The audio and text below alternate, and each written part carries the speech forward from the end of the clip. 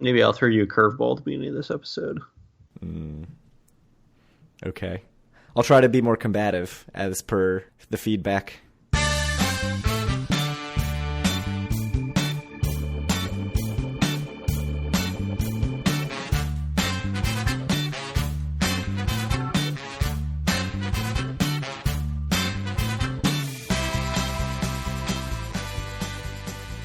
Howdy, this is Thursday, February 23rd, 2017, and this is episode 37 of Due for a Win, the Atlantic City and Casino Biz podcast. I'm Kyle Askin, joined as always by Craig Stone. What's going on, Craig?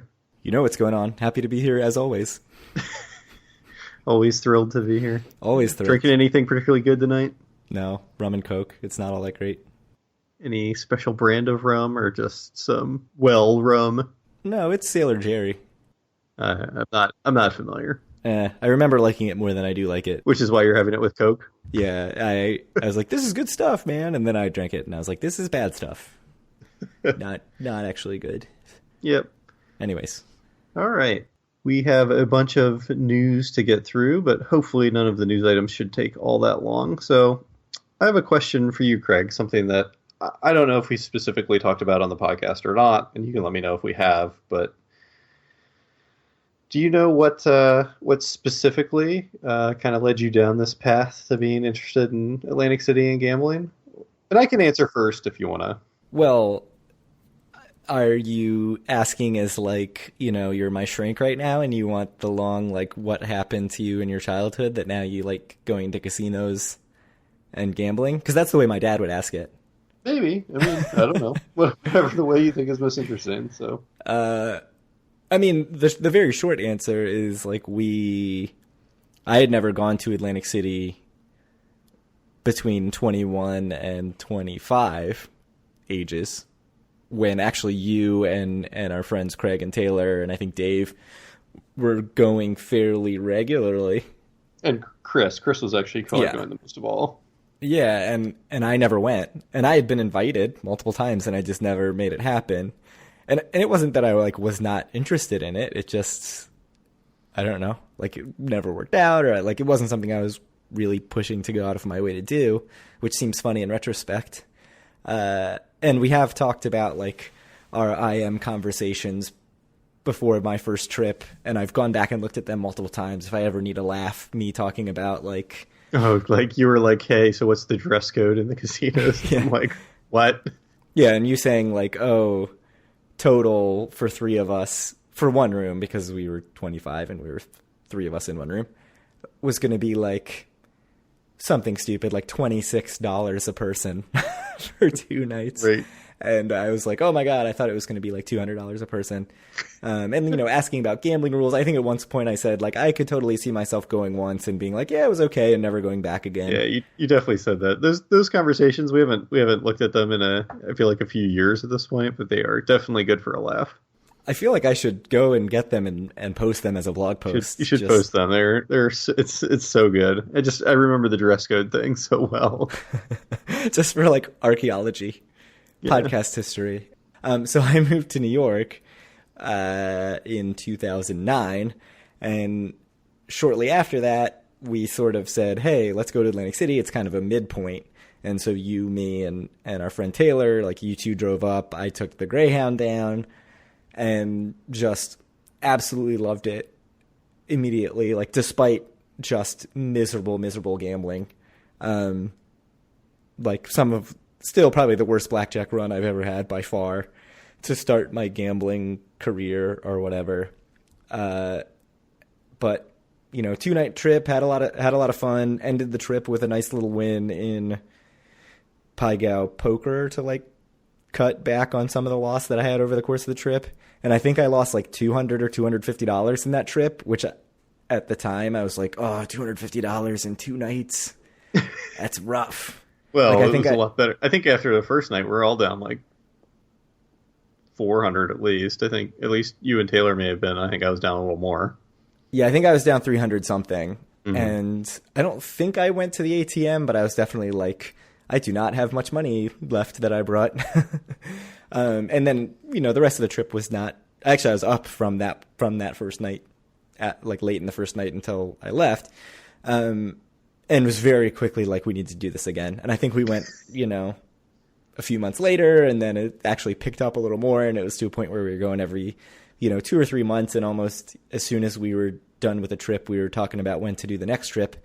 And the big thing about, 2009, 2010, 2011 is it was still during the economic downturn. Free rooms were just given away like water. So we got a lot of free rooms. We went for very, very cheap. The bus at that time was super cheap. I think it was like, I looked it up a few months ago to see what I paid initially versus what I pay now. And I think it was like $28, and you got a $25 slot credit or something like that, maybe like $32. And now it's like $48 or something, $44. What a ripoff. Yeah, $44 to get me. It's like net $20 to go to Atlantic City. Yeah, and back. which is less than I'd pay in tolls. But so it was, yeah, definitely. At least tolls and gas by a pretty wide margin. So that's the sort of short story, which I did not make short at all. But shocking. I mean, it kind of, if you know me, you're not going to be surprised. But it was just sort of like this midpoint. It started as just like, hey, this is a midpoint, and it's a place that I know you guys like to go, and I've wanted to go, so let's do it. And we did it, and I just absolutely loved it. And it was February or January, I think, and just something about walking out on the boardwalk in the winter, and like, here's this place that's basically this playground that you feel like you have almost to yourself. I really loved it, and so ever since then, I've totally loved it, and I still think about that trip as like one of the most sort of fun experiences of my life. And I've certainly had many others in Atlantic City since then. But what about you? What led you down this path? You certainly started earlier than I did. So, but before we get to me, is it like cocaine? Like you're always trying to chase that first high that you got, and it's just never quite the same? Well, it's funny because it's not like I am a big gambler. I mean, we've talked about that many times, and it's not like I don't get like a huge rush from actual gambling. What I really love is sort of the atmosphere and the experience that a casino town gives you. And so I always love that. Vegas Strip, something about Atlantic City. Also, just the neon lights and the sounds, which are all designed to create this sort of stimulation in you. I love all that stuff. So it's not really that surprising that I loved it given that. So I don't know if that even answers your question, but. Not really, but that's fine. We can move on. So for me, I think my story is a bit more kind of traditional from you, and I will go way back. So I think that my story will be similar to a lot of our listeners' stories, sort of growing up with both sets of my grandparents. We'd always be playing poker at family gatherings and stuff for pennies. Generally draw poker, which is not really a thing anymore, but back when I was a little kid, that's kind of what people played, I think, when they played poker. Texas Hold'em wasn't really a big thing yet. So me and my grandparents would play poker. My grandparents on my dad's side would go to the casinos all the time when I was a kid. And then sort of a bit later, my mom started going to the casinos quite a bit. She's usually diamond every year, or at least every year the last few years she's been diamond. So I kind of grew up around sort of poker and gambling and that kind of stuff, and it was a big part of my childhood. And, then when we got to like high school, like me and my group of high school friends, which are kind of the same group of people that I'm generally with now, me, Taylor, all the people like that, we played quite a bit of poker. I still remember one night when everyone else went to Ocean City for the night because our friend Craig's parents owned a place down in Ocean City. This is Ocean City, Maryland. And they were playing poker the whole time. And I got a phone call at like 5 a.m. I stayed home because I had to work the next day. But I got a phone call at 5 a.m. just asking about like, what's the hand ranking? Does like a flush beat a full house or not? And so it kind of bit everyone else pretty hard. And, so ever since high school, me and all my friends have been playing poker all the time. And that's kind of what brought us to Atlantic City initially. Was a lot of it was poker, but, we also played a decent bit of blackjack just between us. And so I think that's kind of what led us to Atlantic City, and like I said, I think that story is probably going to be pretty similar to a lot of people in the group. But so the thing for you is like your family is not gamblers at all, right? In fact, quite the opposite. So Yeah, I mean, it's funny because as you're telling that story, I'm just thinking like, wow, my family could not be more opposite. Like the idea that our family would be sitting around and playing poker for pennies or something. yeah, Is like just, yeah, when I was like elementary school age, like oh young yeah. elementary school age, we'd be playing poker for pennies. No, so my dad, his parents were extremely anti-gambling, and he is also anti-gambling. He likes to tell the story about how his mom, I think, would call playing cards, just like a regular deck of playing cards, the devil's cards. So, that's kind of not necessarily that strict environment, but, my family growing up, there was like no drinking in the house. I think I saw my parents drink like 2 or 3 times before I was in college. So none of that. And then just gambling was like very much anti-gambling, very much not even, they played the lottery every now and again, but I mean, I'm pretty responsible about it. Dad, if you're listening. Which he's not. Right, which he's probably not. But it is funny that I grew up in that environment. But the thing about that, and I don't know if it's related to growing up in that environment, is that, I really loved like Chuck E. Cheese, right? Which sounds stupid. How is that related? But the idea of going to Chuck E. Cheese where there are all these bright lights, and like I said, it's not really the gambling that gets me to Atlantic City. It's not the thing that I'm chasing, if you will. Like you said, what I'm chasing is sort of that experience of here's this town that treats you a certain way because you're gambling or because you could be gambling. And there's just this whole sort of aura about it and these bright lights and crazy, like very high energy feeling around the whole thing. And even though I'm not necessarily plunking, $1,000 on the table, which people are going to think like $1,000, that's nothing. But, that's more than I even bring on a trip. Just being around it, I love. And so like I was saying, Chuck E. Cheese, when I was a really little kid, we didn't go that often. It was maybe a couple times a year, but I loved it. And then part of Chuck E. Cheese is that you play these stupid games for tickets, right? And you get a prize that you could have bought at a dollar store or bought like a gross of through Oriental Trading for $4, and you spent $30 of your parents' money to get 50 tickets or whatever to be able to get this little finger puppet. But I liked that aspect of it. And so like all the games at Chuck E. Cheese that are barely even games. I mean, skee ball is a game, which I really love skee ball, but those games where you like shoot a coin onto a platform and if you knock coins down, you get tickets. Like that's the kind of crap that I would gravitate toward, which is really dumb. And then as I got a little older, it was like Dave and Buster's, similar experience. And the other thing with that is I was huge into baseball cards. And I don't think people really think of that necessarily as a form of gambling, but certainly in the 90s or so when insert cards, like chase cards that were inserted 1 per 20 packs or 100 packs or whatever, and then it was, autographs were inserted, and then game used memorabilia was inserted, like little swatches of jersey. It was sort of this chase, right? Like you're going to get something, you're going to open a pack and you're going to get something that's worth $100. And so that was sort of like my gambling growing up, which is very funny to think about in retrospect and certainly was not the way I thought about it growing up. But now that I think about it, it's like, wow, it was really about like opening a pack and just hoping that you got that one card. And in that way, it's like very similar to just buying a roll of scratch offs and taking a quarter and doing all the scratch offs and hoping you win something. The difference being that none of those cards are worth anything. So I certainly have a big stack of worthless baseball cards. So I don't know.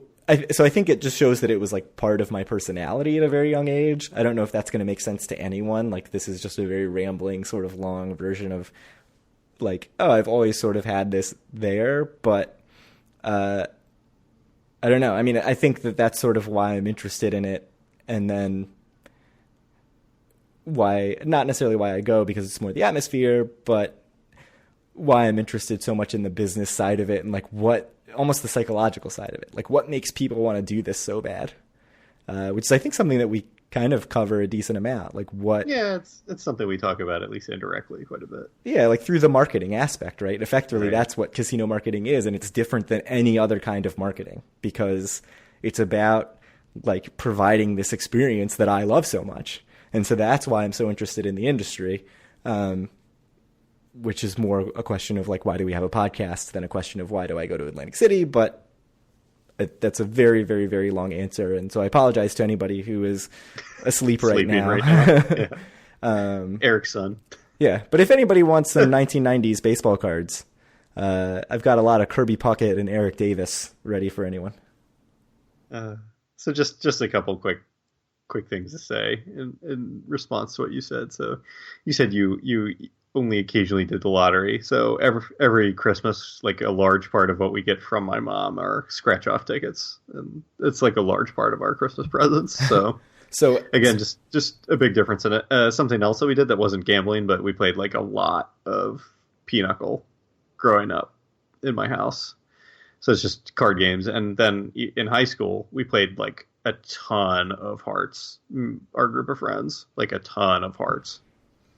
We definitely in high school played some dollar a hand, spades, hearts, all those kind of games. Tonk. I don't know if Tonk is even like anything that anybody understands what is outside of like a certain area in Maryland, but those kind of games, like it's basically a fake version of Rummy. So I definitely did that. The other thing that you mentioned, the scratch-offs, we did get scratch-offs in our stocking, like maybe when we were 12, 13, 14, and there was definitely sort of a disapproving look from my dad because my mom is the one who did it. So we got those for a few years, and then that stopped. And then look how you ended up, Craig. And my mom did take us to the state fair and took us to the horse track a couple times and gave us like $2 to pick a horse. So and this that, is basically totally your mom's fault. well, I mean, part of it is like it's this forbidden thing, right? So it's very exhilarating when it does happen because you're like, ooh, we're at the horse track. This is exciting. When in reality, like, Yeah. $2, you know, is that really that exciting? Like you win, you get Right. maybe $2 or a few bucks. So, but it is funny that it almost made it enticing in that way. But you know, not to the point that I feel like it's my cocaine, like you said. I mean, just, you know, my father's parents passed away probably, well, both by the time I was in college, but, you know, a lot of my memories of them are just me either playing poker with both of them or pinochle with both of them. So it's like a large part of what I remember about them is card games. So it was definitely a big part of growing up for me was playing card games with my family, especially with my grandparents on my dad's side and my grandfather on my mom's side. So it's really funny though, because I feel like if you were, I've heard certainly with like drinking, I've heard both sides of it. Like if you want your kids not to drink, you should never have alcohol in the house. Mm-hmm. Or if you want your kids not to drink, you should drink responsibly. Drink responsibly and show them that, yeah, that's what people do. So we have both sides of it here. And we both ended up, you know, we like to go to the casinos. And so, you know, I think a lot of it's going to be nature over nurture and whatever. So sort of interestingly, my dad doesn't gamble at all. And he also does not drink at all. So, but his parents both love to gamble. So it skips a generation. Yeah, I guess so. It's like boldness or something. All right. It's science. Anyway, now that we've gotten that out of the way, hopefully that was a little bit interesting. It's just something that I've been thinking about. I thought could be interesting, just both for, honestly, me to hear kind of your story, because I knew that you came from a family that was very disapproving of gambling, so I thought it was interesting. But hopefully for our listeners as well. Yeah, I mean, interesting for me to talk about, so hopefully interesting for people to hear. It isn't that what's important here. It is. My enjoyment is what is important here. All right, let's get to the news. It's all so fun, the news. Yeah, no, we should be able to blow through this. I don't think there's anything too major. I mean, we have maybe one or two talking points for each thing. But anyway, we've been talking a lot over the past few months, and honestly over the past few years with some of the old stuff like Sack of Subs going away, that Harrah's in Atlantic City is moving more and more to generic restaurants. And yet another example has occurred. Dos Caminos. The Mexican place is now Veracruz. Do you want to say a little something about that? Sure. So, 7 Stars insider Daryl McEwen is the first person that I saw mention this, and so I'll link to his most recent newsletter. And the interesting thing, I mean, we talked a lot about it last episode, and last episode was called Going Generic, so obviously this is a follow-up on that, but Dos Caminos now has gone to sort of like generic Mexican place. Sammy D's is going to be a generic cafe. Bill's Bar and Burger is going to be a generic burger place. All of those restaurants were part of Be Our Guest, Be Our the letters, Be Our Guest hospitality. So there are now no more Be Our Guest restaurants at Harrah's. And the interesting thing about that is that there are 2, I think, Landry's restaurants at Harrah's, McCormick and Schmick's, and one other, I think. Well, Morton's at Caesar's is a Landry's restaurant. I'm not sure if there's another one at Harrah's or not. Someone will correct me, I'm sure. But those are still heavily involved. So I think there was some speculation that like Harrah's is trying to cut out these Landry's restaurants because Landry's is owned by Tillman Fertitta, who owns the Golden Nugget, which is obviously direct marina competition for Harrah's. But you know, the Landry stuff is still there. They also own the Rainforest Cafe, for those of you who go to Rainforest Cafe at Boardwalk. And they own just about everything in Golden Nugget, not surprisingly. You know, Chart House, Vic and Anthony's, all that stuff. But so far, those restaurants have been untouched. And so it'll be interesting to see, you know, is this really a movement toward generic? I mean, obviously, we've seen it at Borgata, we've seen it at Harrah's in the lower end, like their food court side. Now we're seeing it with all the Be Our Guest restaurants. Or, you know, is it possible that they just had some deal end or falling out or whatever with Be Our Guest and wiped all their restaurants out, and it's just sort of like coincidence that a couple years apart these things all went to generic? Do you have any thoughts on that? I mean, I don't have any idea of the specific reasons behind it, but it does seem like, I don't know if it's some concerted effort on either the Harrah's side or on the Be Our Guest side to either pull out of Atlantic City if you're Be Our Guest or get them out of Atlantic City if you're Harrah's.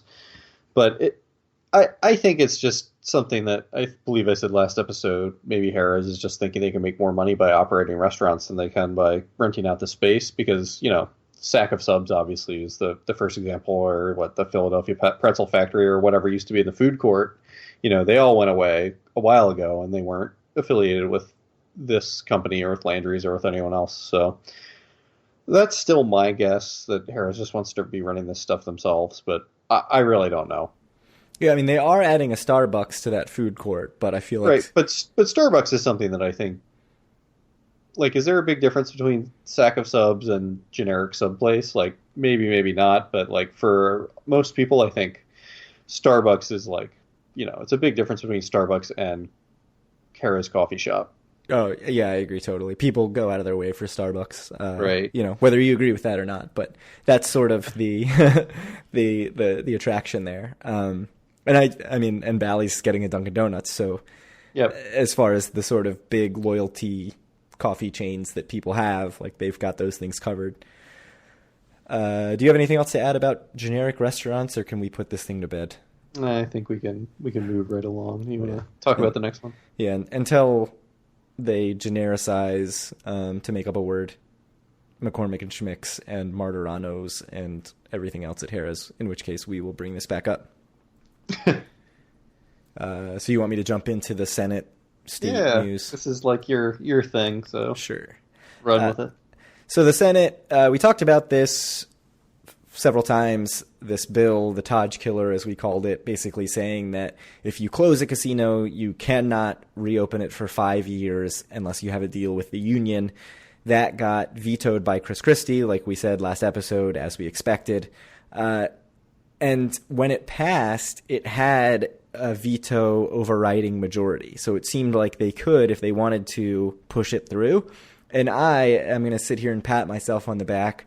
So the sound you hear in the background is me stretching to pat myself on the back. But I said I think it's just going to die because I think that there's not going to be that much excitement about pushing this thing through. I think people just voted for it knowing that it's going to be vetoed.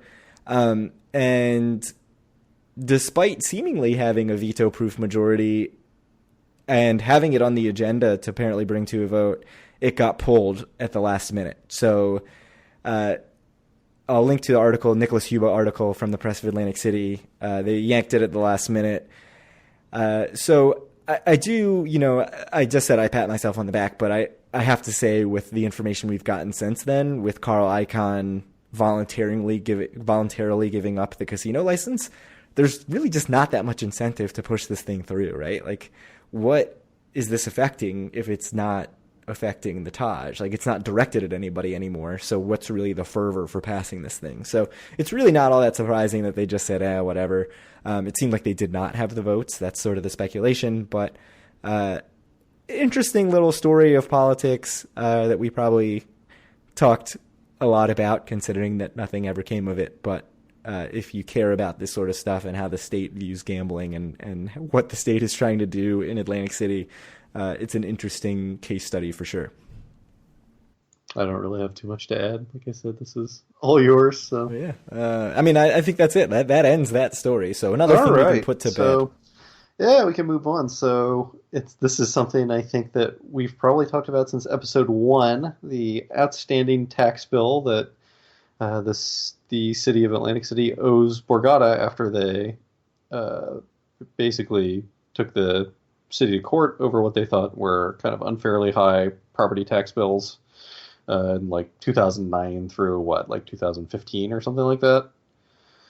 And so the state of New Jersey, now that they are the official overlords of Atlantic City, have reached an agreement with Borgata where instead of paying something like $150 million that was owed, they're paying basically half that. I think it's around $75 million. So let me find the real numbers. Yeah, it was 165 was what was originally owed, and the new amount is 72. So right. Less than half, significantly less than half. Right, so this seems to be a pretty good deal for the city, or I guess the state now, since the state handles all that. But I don't know, do you have any comments about this? Just that it was a big surprise. I mean, this seemingly came out of nowhere, and maybe, Christian Hetrick, who wrote this article, would disagree strongly and say that they've been covering this. But to me, it came out of nowhere. Maybe I just wasn't following it close enough, but very surprising to me because it seemed like Borgata kind of had the upper hand for most of this, and we had sort of talked about throughout the history of our podcasts, like, what leverage does Borgata really have, because the city can just go bankrupt. And in a weird way, I thought the state taking over almost took that leverage away from the city, because you sort of knew the state wasn't going to let the city go bankrupt. So I don't really know what happened here. I mean, I don't know what leverage the state used, except that when MGM bought the remaining half of the Borgata from Boyd Gaming, they paid $900 million for it, which would indicate a value of $1.8 billion. But I don't know, what kind of chance the state had to go back and reassess the reassessment. I don't know if that's even allowed. So I don't know if the state was able to sort of leverage that and say, look, you got a sweet deal. We basically have this proof now that this is bullshit. And so you're never going to get your $165 million. But certainly something that Chris Christie can put a feather in his cap and say, look, the city could not get this done. They would have taken this deal, and with proof that they would have taken the deal, because when they put it in their plan that they sent to the state before the takeover, I think they said the amount was going to be 105 that they were going to settle for. And Borgata was like, whoa, we're not going to settle for 105. Like, we've never agreed to this. And so here the state comes in, and their overseers of the city get this deal done. I think the state probably has a little more clout to make Borgata's life hell, and to make MGM's life hell. And so who knows? Maybe we'll find out that there's some inner workings here. Me, I like to go into sort of talking out of my ass about conspiracy theories, so who knows about potential future expansion or whatever. But Interesting, very, very interesting that they came through and made this deal. I don't know if you have anything to add about that. No, I agree with you. It is kind of weird timing because I would believe now that the state is kind of running the city. Obviously, there's going to be zero risk of bankruptcy now. So, I mean, unless Borgata really saw the writing on the wall that they thought some judge was going to step in and lower it beyond that, like I don't know what incentive they really had to agree to this. But like you said, I mean, the state can really make their lives miserable if they want to. So, I mean, it could have just been an extension of that. But I'll be interested to see what comes out over the next few months about this, if anything else does. Yeah, and with that pilot, the payment in lieu of taxes, it really seemed like Borgata was in the clear, right? Like they had agreed to say, like, well, we're going to pay this amount. And so it seemed like the state had no leverage at all. And so to do this is pretty shocking, but interesting stuff. I mean, yeah, I mean, good to get it done. Well, anyway, moving on, our friend Bart Blatstein of the Showboat. A favorite of Due for a Win. Due for a Win favorite, yes. Bart Blatstein has bought a bunch of property around the Showboat, including the garden pier, the volleyball courts, which remind me if I'm wrong, but I thought he bought that like 8 months ago or something. So both of these, the garden pier and the volleyball court, the city, I think, had said months and months ago that he was sort of the preferred buyer, and this finally closes it out. Because I remember Glenn Stroud made like a huge stink about it because he was offering more money than Blatstein, right? Right. So this, I think, finally closes that out. They sort of agreed to terms, I guess. Okay. So I guess this is just to finalize it. And some lots in the inlet. So basically, I mean, he said that this is going to be part of whatever the new Atlantic City that he's helping to build, whatever the big entertainment district that he wants. We'll kind of see what happens. I mean, do you have anything to say? I know we've talked quite a lot about kind of trying to figure out what Bart Blatstein is actually up to, what his final vision looks like. I mean, if you want to get pie in the sky about it, it gives him a big connecting land where you kind of have this L-shaped thing from Showboat to those volleyball courts between Showboat and Revel, and then out to that garden pier. And the garden pier has certainly been underutilized over time with that, you know, the Atlantic City History Museum that was closed for a very long time after Sandy, I think just after opening in that location.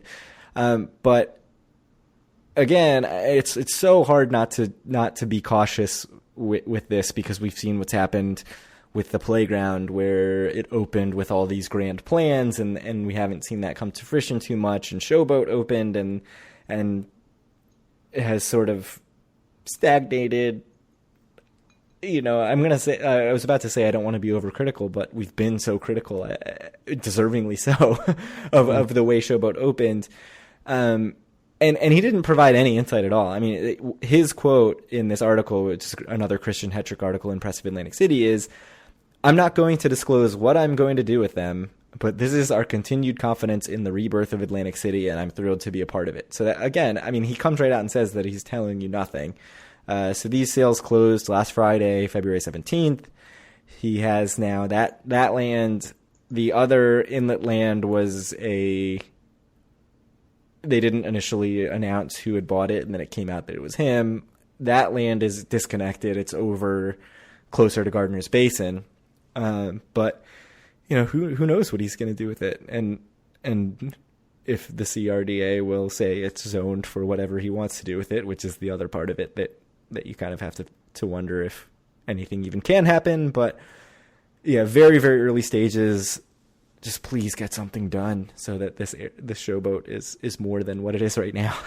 Yeah, I mean, the Showboat's in bad state, so I'm still, you know, whatever. Maybe I'm just always the optimist on the show, but I'm hoping that there is actually a plan and like things actually happen there. But if you look, I don't know if you watched like the brief video that they had about this on the Press of Atlantic City page that we're linking to, but like the shot of the volleyball courts, it just like all I could see is it had like the tattered total reward signs on the side of the Showboat that are still up there, even though they're like totally shredded and look awful. So and there ain't no total rewards inside. No, you're not getting any do AC drinks at the Showboat right now. Yeah. I mean, so one thing I will say that this, I've definitely been a pessimist about this lately, is if you're of the mind, which I certainly have been going down that path, that Blatstein is only buying up stuff and hoping that there's someone else comes in and makes it better. Yeah, that Atlantic City gets better and he can just profit on being a big landholder. He's been in Atlantic City for a while now. And so and nothing's happened. Well, and nothing, but he's still buying land. So you'd think he would have seen this and said, oof, this has taken a while. So that sort of gives me a reason for hope that he actually does have a plan. Or at least that he's seen the signs of things that he likes to continue buying, which is, that's, if anything, a reason for optimism. I mean, certainly we see the downsides of, partially his doing, the Showboat being stagnant and 10 not being open and Taj closing. And, oh man, that's all very depressing stuff. But despite all that, he is still buying land. So that, to me, is you have to sort of take that as a good sign, whether you think he's going to do good things with it or not. I just hope he does good things with it. Yeah. Yeah, I mean that's the shortest path to... The Showboat certainly is not a good thing, so... Yeah, I mean, he still says he's got big plans, so hopefully those start coming to fruition. So big news for you, Craig. Yes. The designers of Danger Arena have released a new slot machine called Farah's Secret Temple. Is that going to be the first thing you do when we get to Atlantic City in 2 weeks? Probably not the first. But we have to once again thank Chauncey B3WOV on Twitter for tipping the Tiles Fanatic. The Tiles Fanatic for tipping us off about this. Showing us a picture of it being up at Caesars. Tropicana today tweeted that it is also up and available at Tropicana. So 2 casinos at the very least have it. In Caesars, it's in the upper casino level near the total rewards desk. Tropicana, I couldn't quite tell where it was, but I think it's sort of in the bank of slots between 10 North Lounge and... if you go out of 10 North Lounge and you walk towards the video poker area and keep walking, I think that's where it is based on the picture, but I couldn't confirm 100%. So we'll see in 2 weeks. Our experience with Danger Arena, if you had to describe that in a word or two, how would you describe our experience with Danger Arena? Unmitigated disaster. Yeah, it was bad. It's a bad game. But you couldn't get enough of it, but I mean, I played it for a long time, but I definitely, noticed the shortcomings, and it was not the most enjoyable experience. But and I have no desire to play it again. But this game, I saw a picture, and it looks like Candy Crush, which is what we were thinking more of what skill-based games would be coming in. Not a first-person shooter, not shooting robots, not a Danger Arena, but something like this where you are basically playing a cell phone style game, and then your bonus is based on that. So I'm guessing it's going to be the inner workings are probably very similar to Danger Arena as far as how the payouts work. So I expect you're probably playing a game of what's effectively Candy Crush, or like, I don't know what other versions of, there are so many versions of that game. And the payout will be based on how well you do, but you'll only be able to do as well as what they give you to start with. Like, they're not, your opportunity is predetermined. Like, how high you can win is predetermined. And the payout looks very similar as far as at the top of the screen, it shows you, what you have to get and what the payouts are. It looks very similar to Danger Arena, which is not surprising. But I'll say I can't help but be excited about this game because this is what I was expecting in the first place. And this is way more exciting to me than a first-person shooter because I'm terrible at those games. But also, like, this makes so much more sense for the broader audience. So I'm hoping they figured out their shit. There's absolutely no reason that this game should be any kind of strain on any kind of processor because it can play flawlessly on your phone. So hopefully we don't see any issues with that. Come on, you could play Danger Arena on your phone flawlessly too. Yeah, that's true. You could certainly, I mean, I've been playing better graphically games than Danger Arena on my phone ever since I got my new phone. So there's no excuse, but I want it to be good. I really want it to be good. So I'm excited to play it. I'm nervous about it, but we will definitely come back with a review after our trip in a couple weeks. Are you excited at all, or are you just like, this thing's going to suck? Or are you just totally down on it? No, I don't think this thing's going to suck. Am I excited about it? Not really, but I think that at this point in the, it's just skill-based gaming is a brand new thing, so they're going to be trying out a bunch of different stuff and trying to get their sea legs, and I think that this is going to be far better than Danger Arena, I'm sure. But like personally for me, like this isn't the kind of game that I really enjoy, so I am not excited to play it personally. But I think it'll do better for them than Danger Arena, and I think it'll be a better representation of what skill-based gaming could be than Danger Arena, being that I don't think it'll be absolutely awful. So the thing about this game that I'll say, the thing that Danger Arena sort of has going for it is that it's just an incredibly slow burn, right? And you only get 1 tier credit every $25, partly because of that. But if you are looking for a game that you can just sit down at and play for an hour, right, and lose next to nothing, I'm going to guess that this is similar, because I'm going to guess that the games are, again, going to be 25, 30, 45 seconds for whatever you want to bet, going all the way down to like 50 cents. And if you get a portion of that back, great. What I would hope is that it's more frequent that you get a portion or 100% of your money back, or a little more. I think one thing they need to work on is that ratio, because ignoring all the technical difficulties with Danger Arena, to me, a very frustrating thing, I was going to say the most frustrating thing, but that's a lie. A very frustrating aspect of the design of the game, from a gambling standpoint, is that you just get 50% of your money back 80% of the time. And it's like, that's not fun. If I just know what I'm going to get every time, that is not gambling. That's not why people go to the casino. So they need to tweak that and say, like, yes, quite a bit of the time you're going to get 0. Some of the times you're going to get 3 times or 4 times or 5 times. And it's not just going to be like you happen to hit this like bonus tile somewhere on the board. So working out the sort of ratio, again, for people's like psychology of, I have a chance to win more than 1.5 times my money, is something they need to figure out. And we'll see if they did or not. But I'm excited. I'm interested. I'll definitely play it. I'm interested to see what it's like, because my big concern is that this is just going to be like, I don't know how much Candy Crush you played. A lot. Have you played it? Quite a lot? Yeah.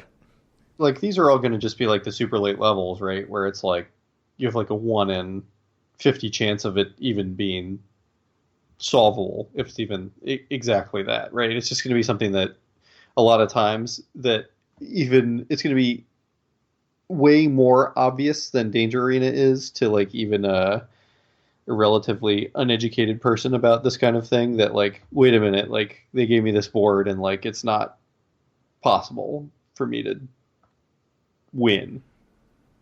Are you worried about that? Not until you just said it. But because that's the way it has to be, right? Yeah, I mean, it absolutely has to be that way. And one like thing with Danger Arena, it still like seems random, right? You know, even though you like people like you and me, we know in the back of our mind, like, this is rigged, you know, like what the hell? Every robot's invincible. Like, this sucks. When you just look at a board and you're like, what the hell is this? Like, what am I supposed to do? Yeah, that's a really interesting point that I had not thought of. I mean, it's probably more like Bejeweled than Candy Crush, where like there's random blocks falling down, but like still, yeah, I don't know. I'm interested to play it and take a look at it, but I feel like, to me at least, it's going to be like obvious on the boards that you're really just like it's just not possible. Ah, man. So you're tampering my excitement quite a bit. Tempering my excitement. But so the interesting thing about that, and that maybe Danger Arena does well, although it's incredibly frustrating, is that you will finish a level that you never had a chance to win Ascent on and be like, oh, it's so close. If I just could have killed one more robot, I would have gotten my money back. Because it's hard to tell. Like, you don't have visibility into that. Like, you know, what percentage of robots are being vulnerable or whatever, and there's like maybe only 5 robots on that map that you ever could have killed, but you happen to kill them all. So yeah, and that's a very like video game. That's an experience that video gamers are used to. Like the game that I'm playing a lot right now is a tower defense type of game called Star Fox Guard that I got for $3 at GameStop. But and it is very much that experience of like, I just needed to kill one more robot, and I would have beat this level. But it is beatable, and you know that going in, right? And it's hard in Danger Arena to adjust yourself to that, to be like, oh, it's not beatable some of the time. When you see a grid, and you see like I can only connect so many like 4 rows of dots, you're right. I mean, you're gonna be like, you're gonna see it, and you're gonna say, there's nothing to do here. Although maybe that's giving people a lot of credit. Like maybe the grid's big enough that you're going to look at it and you're going to have to do quite a few moves before you realize like, oh man, I was screwed from the start. Right. And I think that's what they're kind of banking on, that it's going to be complex enough people won't be able to figure it out. But I think that people who are like, let's say generally good at games or generally good at this kind of game or play a ton of Bejeweled, like I think they'll be able to figure out pretty quickly like, hey, this isn't right, you know, like this isn't possible. Yeah, and you also have to trust GameCo to make it not obvious, right? Which I'm not necessarily which there. That's on. Like the whole, this sort of single player skill based game, like that's the difficulty, is making it so that the player can't be a winning player, but doing it subtly enough to not totally turn everyone off. And I think that this format, it's a very challenging format to do it with. So I'm interested to see what it's like. I mean, I'm going to play it just to see, but I suspect I'm not going to walk away happy. I think if they give you enough time, I think it could be done in a way where you have to be so deep in it before you realize that you're screwed. Yeah. That you think it's possible. Maybe if I had done XYZ in my first 3 moves, I actually wouldn't have been screwed. It's possible. But I don't know that the developers for this are that proficient, and the example we've seen, it makes us skeptical. But I'm excited. I'll play it. If it sucks, I'll hop over to Danger Arena. Shack Jack. No, not Danger Arena, Kyle. Don't lie to me. So now that we're talking video games, we're talking about skill-based gaming, right? So something that's probably a bigger deal for me than you. Esports are coming to Atlantic City, I think, for the first time, or at least the first time that we've ever talked about. The first time that I know about, right? Yeah, certainly for me, first I've ever heard. So there's a big Gears of War 4 tournament coming to Caesars March 31st through April 2nd. Spectator tickets are $20. You can enter as a team for $200, and top prize is $70,000. So cool. What are your thoughts on esports, I guess, before I kind of go into my spiel? I mean, I know you are very, very bullish on it, and I've always sort of been like, nobody's ever gonna, choose esports over real sports. Like, that's not going to be a spectator thing. But I think I am very quickly being proven wrong, because the growth of esports has just been insane, and not just from the player standpoint, but from the spectator standpoint, which is surprising to me, because to me, watching people play video games just sounds awful, but it's a big thing. You need to hang out on Twitch more often, man. Yeah, I mean, I watch people play poker on Twitch, but I have not watched very much video gaming on Twitch. But one thing I'll say, actually, so I'm a Nintendo dork, and the Nintendo Switch is moving into this area. The one thing that they, in their promo trailer for the Nintendo Switch, they showed an esports arena with people playing Splatoon, the greatest game ever made, for anybody who does not have Splatoon, which is 99.9% of the population. in this esports style. And in the new version, you will be able to just go and be a spectator somewhere and watch a 4-on-4 Splatoon match. And I could totally see myself watching a 4-on-4 Splatoon match. So coming back around to what you have said, like, I can see this getting bigger. Right. I mean, so I'll give my little spiel on esports. I know that Dr. Dave had a spiel on esports in the Vegas gang, so that was a little while ago. And Vegas Fanboy also had a spiel on esports. And I know for me, like, this is something that I know very well. Like, I do watch Twitch. Like, I'm personally, like, I enjoy esports. I've played Dota since 2003 or 4. I mean, I was playing in college back when it was Dota 1. I think that, like you said, I think it is the future. I mean, I think that it's already so big. I would guess that among people, like, let's say 14 to 21, like, it probably is already bigger than real sports. And I think that that's kind of the trajectory it's going to continue to take. I think it's a huge deal. I think that everyone who's kind of getting into this now are probably going to end up being pretty happy in 5 years. Of course, at some point we're going to reach like peak esports, and it's going to actually have gotten like too big, and then it's going to contract. But I don't think we're anywhere close to that now. But specifically about Gears of War 4, I'm not a big FPS person. I don't know a whole lot about it. I know that it is even bigger than, I follow more like MOBAs and CCGs. You're going to have to explain what those are, Kyle. Okay, so MOBAs are multiplayer online battle arenas. I don't know. You can correct me if that's wrong, but basically it's a game where it's one team against another. Every player controls a hero, and you basically try to take an objective, which is usually kind of killing like some base of the opponent's team. And, you get kills and you buy items and stuff like that. That's like Dota, League of Legends are the big ones, Heroes of the Storm. And then CCGs, collectible card games, are basically card games that you play, like Magic the Gathering, Hearthstone are the two big ones, but there's a lot of smaller ones as well. And I know, like, personally, like, CCGs are huge among actual gamblers, too. Like, a lot of poker players really enjoy CCGs. Daniel Negreanu is someone who really loves Hearthstone and talks about it a lot. A lot of kind of poker pros also play Magic the Gathering and are very, very good at that. I mean, there's a lot of crossover there, obviously, because it takes the same kind of skills to be good in either.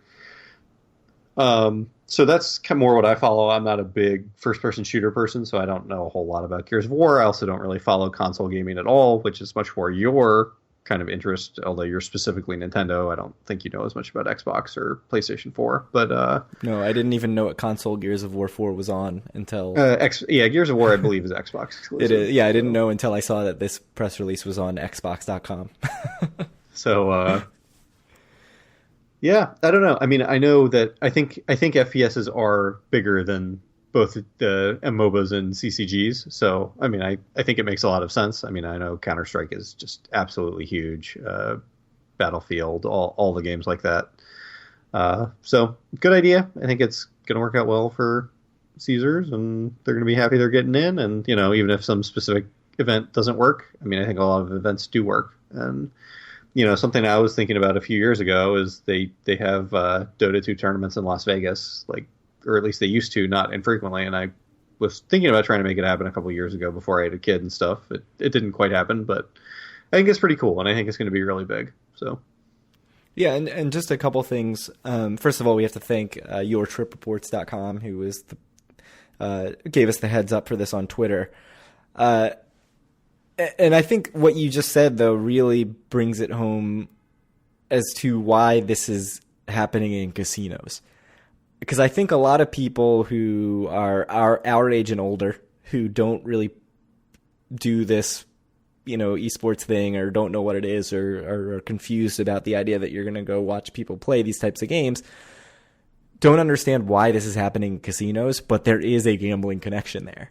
And one of the things that's coming out lately is that there's been more gambling on these events, like people yes. who are not involved betting more on who's going to win. And so that whole dynamic. It's actually a huge story about just gambling on all of these events, both gambling money, but kind of far more common has been gambling sort of in-game items on these third-party sites, and I know that like Valve is the big, one of the big video game companies who runs both Team Fortress 2 and Dota 2, kind of cracking down on all of this gambling going on.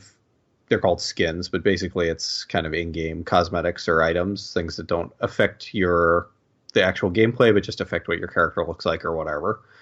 It's been a huge thing, but yes, gambling has gone hand in hand with esports for basically the entirety of esports. Yeah, so keep going. Sorry. So yeah, I mean that's pretty much all I had to say. It's not really shocking that casinos would get involved because there is a gambling aspect. So I think that's why we're seeing these things converge. Whereas I think a lot of people are sort of looking at this and sort of saying like, this is just a shot in the dark at the millennial market, which maybe it is, but there is a reason it's happening in casinos. Yeah, I mean, but this is big among millennials, or even kind of like the, half generation younger than millennials. Like I said, if you're someone who's like 13, 14, 15 right now, like I promise you're spending more time watching Twitch than they are watching ESPN or whatever. Yeah, I mean, it's big. It's big. It's gonna be. I mean, it already is big money now, but it's gonna be even more so in the future, I think. Yeah. So anyway, hopefully this thing, gets a big crowd and we hear about how awesome it is. So yeah. Restaurant Week. It's happening the week that we're in Atlantic City. Yes, I will get there on the last day of it. You'll get there the day before. Yes. So March 5th through 10th is AC Restaurant Week. Basically everybody's participating. Like there are very few things that are not on that list, and I'll link to the list of restaurants in the show notes. Sort of the key points: lunch is $15.17, dinner is $35.17. If you've never done one of these restaurant week things, typically there's a dedicated menu. You get to sort of pick, like an appetizer, small appetizer, entree, dessert from the menu, and it's this flat price.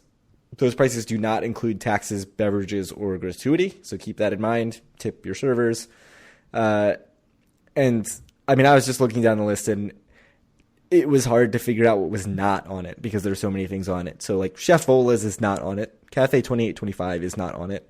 A couple of the big casino places at Borgata, like Old Homestead and Bobby Flay Steak, are not on it. But otherwise, a lot of the big places, Docks, Knife and Fork, Iron Room for like the big sort of non-casino places. If you've been waiting to go to those, this might be an opportunity. Just about everything in the casinos, like the steakhouses, I think Izakaya's on there, which I'll pimp one more time, how good Izakaya is. Just a ton of stuff. So I'll link to it and you can see. One weird thing is that AC Burger Co. is on it, but not participating in lunch. So I don't know what value you're getting at AC Burger Company for $35.17 for dinner, because I'm pretty sure appetizer, burger, dessert, I would still be right in that range, if not less. So it's kind of funny to see that, but most of them are doing both lunch and dinner. So check out the list. We'll link to it. I don't know if you have anything else to add about Restaurant Week. So where are we going for dinner on Friday? Or lunch? On the 10th? Are you going to be down for lunch? Yeah. Yeah, I'll get down right around lunchtime. No idea. Budokan? We should do Budokan. I think we should do Budokan for dinner. Which Budokan is on the list. Continental's on the list. I think we should do Budokan for dinner on the 10th. Yeah, we could do early dinner or something. Because I'm sure it'll be crowded Friday night, I would think. Especially since it's significantly more cheap than it usually is. Yeah. And then I'm assuming you don't have to do the Restaurant Week menu. Some places in New York, I know it's like, this is the menu. Probably not. I would do it because I'm cheap. But yeah. Let's do it. Planned. Done. Something on the books. Look at us. Look at us planning ahead of time. Yeah. Sweet. So now finally have gone to Budokan, kind of the place I've been waiting to go the longest. So, assuming we actually go. We'll do it. We'll go. Paul had already mentioned he wants to go, so we'll go. Cool. So let's figure out where we're going for lunch then when you get down there. Although if we're going to do early dinner, maybe we can just have a snack for lunch or something. Irish pub. Piccalilli's. Oh, we could get a snack at Irish pub. We could. Smart. We need to hit up Irish pub and Piccalilli's. Got to. Yeah. At some point. We say that every time we Oh, go. it's not even on the thing, but there was some news actually that came out about the general area this week. Apparently, there's some new consortium that's looking to develop, I think, Tennessee Ave, which is right where those are, and try to make it kind of like this pleasant outdoor place. And I think the first thing that is going to be opening in a couple months is a coffee shop, which is something that people have complained about Atlantic City not having one of yet. I don't have any of this in front of me because it's not in the show notes, so I'm doing it off of memory. But have you seen anything about this? Did you see the stories about it? I heard about it very briefly, but I think I was on vacation when this came out and didn't follow up on it. So that's why it's not in the show notes. So blame me. We'll try to find hosting. something to link up. But I think just because you mentioned Irish Pub and Piccalilli, it popped into my head. But so I know one of the developers is the guy who owns the Iron Room and a couple other things in Atlantic City, and there's a few other people who are trying to make this kind of like pleasant outdoor area in Atlantic City right off the boardwalk with some various shops and stuff. And kind of like I said, the first step is going to be a coffee shop that's going to be opening soon. So I don't know. Is that something that sounds interesting to you? While you talk, I'll try to find a link and send it to you. Yeah, I mean, I do think the coffee shop thing is interesting. I mean, obviously that area really needs some development and to be more pleasant. But it is funny, like if you want non-Starbucks sort of coffee shop hipstery sort of vibe, you pretty much have to go to Ventnor. So it would be cool to have that sort of a hangout place in Atlantic City. I'm not sure I'd spend a ton of time there, but I'd certainly wander in and get a pastry or a muffin or something and a coffee in the morning, because that's like right in my wheelhouse for what I like for breakfast. But yeah, I don't have a lot of detail, so hopefully this is based on your description, I'm going to say this sounds awesome and I want it to happen. Yeah, I mean, it sounds like the right kind of people are involved, and hopefully this is something that ends up working out. I mean, I think this is the kind of thing that like Atlantic City really needs. People who have a proven track record of doing things in Atlantic City, and I actually have some faith in them doing something anytime soon. And, it's not like them shooting for the moon necessarily, but just trying to make these incremental improvements that could make the boardwalk a lot better of a place to be. Yeah, the incremental improvements that the CRDA has, shat all over for however many years. So certainly don't count your chickens if we've learned anything, but hopefully this is something that can actually get done. I think that's not in the district that's like super contentious for the CRDA, right? I mean, I think everything is, but it's not in the Revel 10 Taj area. So hopefully this gets done. Mm-hmm. Speaking of Revel 10, should we close out with our question of is 10 open yet? Yeah. Is Revel open, Craig? No, it is not. You'll be shocked to know that it is not. So February 20th, the second self-imposed deadline by Glenn Straub to open 10, with the first being, June or July 15th or whatever it was, I think June 15th of 2016. This has come and gone. It has not opened. They still need that mercantile license and health inspections that we talked about, I think, a couple episodes ago. So nothing on that front yet. Of course, Glenn Straub blamed the state and said that they're holding everything up. This article is by Nicholas Huba in the Press of Atlantic City. Glenn Straub said, "Who wants to stay in a hotel and eat at a restaurant that does not have liquor? Once we get that, we can open within 24 hours. The state is holding up everything. We are waiting on them." So he tells this story frequently, right? The state is holding up everything, except that I've heard it before. What we know about that, or at least the latest thing we've heard about that, is that he had not even submitted the paperwork to get the health inspections and the mercantile license done.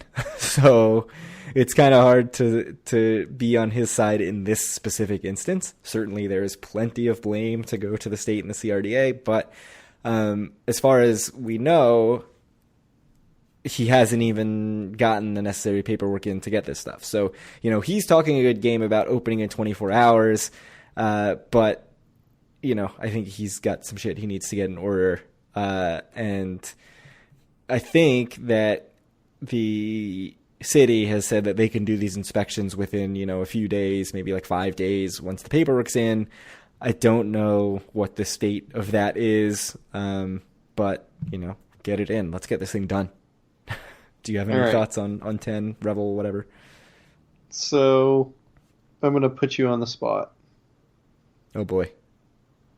Okay. What date do you think that 10 is going to open? And this is just anything. If it's just the hotel, that's fine. It still counts.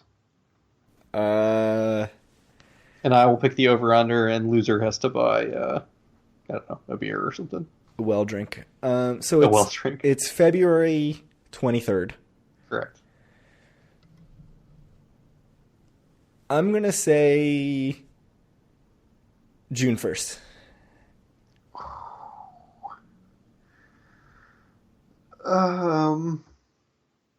No, I have to take the under, but I feel like it's a sucker's bet. It is absolutely a sucker's bet. I have to take it though. It's a great over under because it puts Memorial Day before it, which I know, you really right? want it to be open for Memorial Day. They can't possibly miss out on like that much of the quote unquote summer, which is just Memorial Day. But it's a big weekend. It's a big weekend. Yeah. I mean, I'll take the under, but I think you're going to be getting a beer. I'm going over, and I'm going way over. Yeah. I think I wouldn't be surprised if it's like 4th of July weekend. Which would be, 2018? Yeah, I wouldn't be surprised by that either. I do think that once he gets this stuff done, he's going to push it quick. But we've been saying that for 7 months now. I mean, it's hard not to lose faith. Just get it done. I don't know. I'm going to take the over. I'm going to guess sometime in June. But I think June 1st is a good over-under. I should post a poll in the Facebook group. You're taking the over anyway because you set the line and I took the under. So. Right. Oh, yeah. I'm definitely taking the over. Right. I'm trying to think how far I'd go above that. If it's July 1st, what would you do? Oh, boy. That's a tough one. I think I'd take the under, but I'd be really nervous about it. Yeah. Well, I took the under on June 1st, but I'm not I suspect I'm going to lose, but like I'm just like if they don't open by Memorial Day, like what are they actually doing? I think you could do early June and still claim that you opened for the summer. Yeah. You're leaving a lot of money on the table if you do that though. Yeah. Definitely. And they're not leaving a lot of money on the table by not opening on February 20th. True. That's something. They're not really missing out on much by missing the arbitrary date, the like 5th arbitrary date that he set. Yeah. So we'll see. We're never going to remember this when this actually comes around. We will see. So we're done with the news. That took, not that long considering we talked about our personal life stories for a while, but you all know so much more about us now than you did an hour and 10 minutes ago. Don't you feel like you have a connection with us now? Surely everyone does. Anyway, our Atlantic City trip, do we have anything else to announce or talk about? We're going to Atlantic City in 2 weeks. You have a room booked, right? Yeah, so me and my brother are sharing a room at Borgata. I will only be there the one night, Friday night, unless something major changes. But right. Me and Paul will both be there Thursday night, right? Yeah, so we are booked. You are not booked.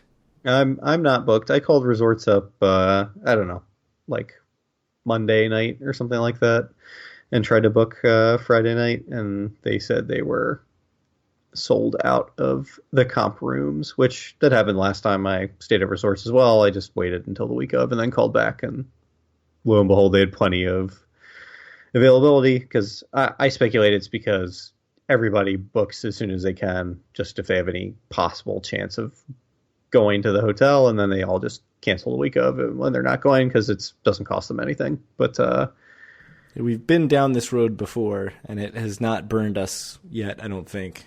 Maybe Yeah, once. I was looking kind of recently too, like a day or two ago, and my Caesars rates have gone way down as well. So I'm not especially worried. It'll be fine regardless. Yeah, it'll be fine. So I'm probably just going to book the week of. Um, I don't know. Is there anything you want to do on the trip other than spend some time at the Borgata and see what it's like to stay there? Uh, yeah, I mean, I've got a huge list of stuff that I'm sure I'm not going to get to 90% of it. I mean, we talked about Irish pub, that kind of place. I want to try Pharaoh's Secret Temple or whatever it's called. But mostly I think it's just going to be doing the Borgata thing. Want to spend some time at resorts. There are a few restaurants I want to try that we have not tried. Obviously, Budokan. I would like to try Gallagher's Burger Bar, which looks good at resorts. I don't know if we'll actually make it.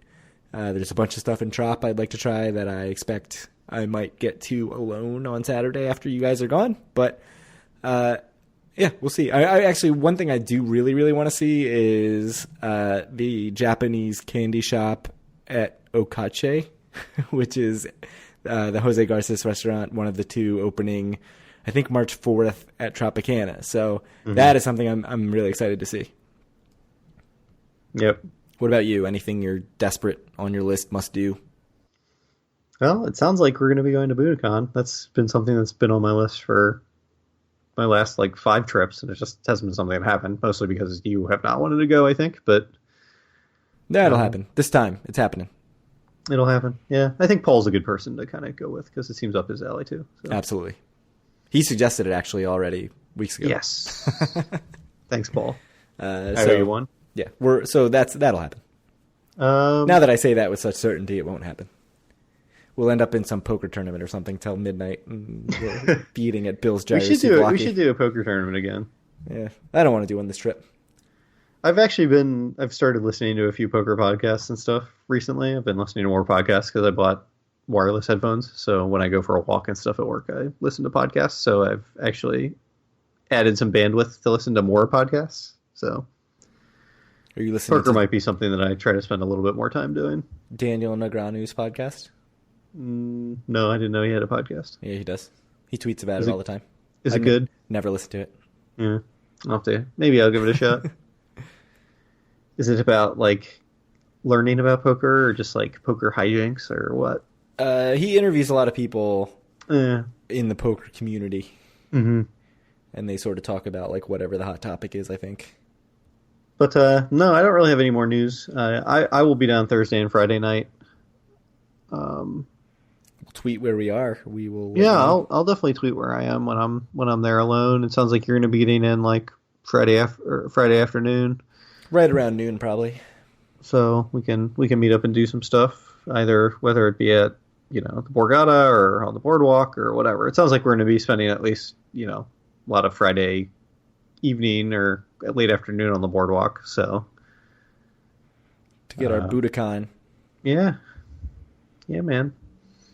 Yeah, sounds good. Oh, I've got some pretty good offers from Bally's. I think I have $45 offer from Bally's on Friday. I think I actually have one on Thursday as well, sort of slot play. So, and I think the one on Friday could be $90. It said I had to swipe. I'm pretty sure mine's 5 and 10. So Nice, you did it. You've made it. That's the high rollers. That's what you Yeah. get when you bet as much as I do. Yeah, so for me with Caesars, I've actually been getting like much bigger offers than I have in the past. I don't know if I think it's something they must have done, or maybe they just value me a little bit higher than they have in the past. But like I got offer for a couple days on like Sunday and Monday nights in March, which are whatever, they're crappy nights, but they've offered me like $100 resort credit if I stay there, I think. Oh, nice. That's quite a bit. Yeah, I mean, it's good. You could go pretty far with that. So, yeah, because usually I get like $20 or something if I go there, and that doesn't even cover my resort fee. So, Yeah, usually I get dick. So, literally, no, not literally, Kyle. That's the Caesars yeah. Total Rewards perk that everybody talks about. Mr. Bally. All right. Anyway, that's a tangent. Let's not go down that route, Kyle. No, that was going nowhere good. I don't know. Anything else you want to talk about before we sign off? Yeah, I think we should wrap this thing up. Right. It was not quite the tidy episode that we thought it would be, but when is it ever? I didn't think we got that out of control. No. It's going to be like an hour 15. That's fine. Yeah. Hour 20. All right. So anyway, if you want to join us on Facebook and talk with a bunch of other people who really like Atlantic City or other East Coast gambling or just kind of gambling and fun in general, join us at our Facebook group at facebook.com/group/do-for-a-win. You can find more of our great content. Make the content great again at doforawin.com. Make the content again, period. Yeah, make the content again. That is our slogan. Yeah, something we don't really do other than the podcast. Yeah. But especially, let's be clear here. There's certainly not a lot of content on Do for a Win, but the content that is there is written by you. So, and it's great. The clear weakest link out of this duo is me. So who knows? Maybe one day I'll write something. Someday. I'm not holding my breath, Kyle. Yeah. Well, we'll see. Maybe. You never know. You could be surprised someday. You can find our podcast on iTunes, Stitcher, Google Play, or TuneIn Radio, which is something you just added, right, Greg? Yeah, thanks to Linda in the Facebook group for tipping us off. Said she wanted to play it on her Alexa. Echo. Is it Echo? You shouldn't say that word. I think it wakes them up. Oh, well, anybody listening to this right now? Everybody who's listening just bought like 30 things from Amazon. Not through our Amazon link because we don't have one. Yeah, we should have one. That's actually something, kind of another conversation we can have kind of early on in an episode, in a future episode. You can reach out to Craig on Twitter at DoForAWin. Sometimes even I see it and will reply to you, but you're much more likely to get Craig, and you can send questions to Craig at DoForAWin@gmail.com. Any final words, Craig? No, just good luck if you're heading to the casinos, and we'll have another episode before we go, but we definitely hope to see you as we wander around town and gamble and drink in March. Yep, so our next episode should be probably a week and a half away, but we will talk to you guys then. Thanks for listening as always.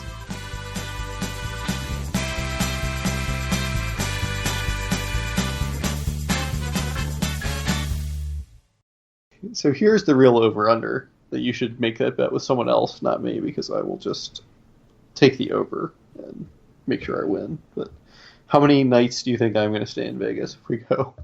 5. Yeah, I think that's a good over-under. I don't think it'll be under. I think 5 might be right on, though.